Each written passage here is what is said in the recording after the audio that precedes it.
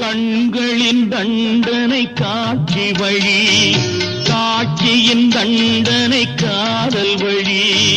கண்களின் தண்டனை காட்சி வழி, காட்சியின் தண்டனை காதல் வழி. காதலின் தண்டனை கடவுள் வழி.